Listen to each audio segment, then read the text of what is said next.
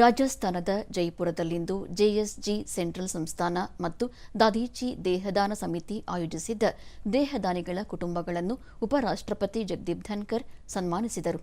ಈ ವೇಳೆ ಅವರು ಅಂಗದಾನ ಮಾನವನ ಆಧ್ಯಾತ್ಮಿಕ ಚಟುವಟಿಕೆಗೆ ಅತ್ಯುನ್ನತ ನೈತಿಕ ಉದಾಹರಣೆಯಾಗಿದೆ. ಅಂಗಾಂಗದಾನ ದೈಹಿಕ ಔದಾರ್ಯವನ್ನು ಮೀರಿ ಸಹಾನುಭೂತಿ ಮತ್ತು ನಿಸ್ವಾರ್ಥತೆಯ ಸದ್ಗುಣಗಳನ್ನು ಪ್ರತಿಬಿಂಬಿಸುತ್ತದೆ. ನಾಗರಿಕರು ಅಂಗಾಂಗ ದಾನಕ್ಕೆ ಪ್ರಜ್ಞಾಪೂರ್ವಕ ಪ್ರಯತ್ನಗಳನ್ನು ಮಾಡಬೇಕಾಗಿದೆ ಎಂದರು.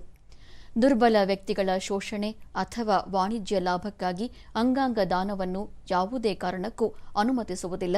ಬದಲಾಗಿ ಅಗತ್ಯವಿರುವ ಜನರಿಗೆ ಅಂಗಾಂಗ ದಾನ ಮಾಡುವುದು ಅತ್ಯಂತ ಮಹತ್ವದ ಸ್ಥಾನ ಪಡೆದಿದೆ ಎಂದು ತಿಳಿಸಿದರು. ಭಾರತೀಯತೆ ನಮ್ಮೆಲ್ಲರ ಅಸ್ಮಿತೆ. ಭಾರತದ ಮೇಲೆ ನಮಗಿರುವ ಅಚಲ ನಂಬಿಕೆ ಒಂದೆಡೆಯಾದರೆ ರಾಷ್ಟ್ರವೇ ನಮಗೆ ಸರ್ವಶ್ರೇಷ್ಠ. ಯಾವುದೇ ಸಂದರ್ಭದಲ್ಲಿ ರಾಷ್ಟ್ರದ ಹಿತಾಸಕ್ತಿಯ ವಿಷಯದಲ್ಲಿ ರಾಜಿ ಮಾಡಿಕೊಳ್ಳಬಾರದು ಎಂದು ಹೇಳಿದರು.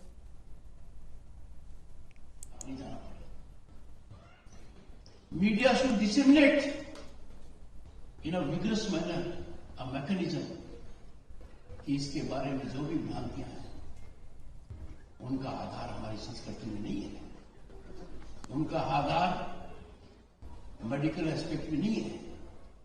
जब ये सब कुछ होगा तो बढ़ावा निश्चित रूप से होगा.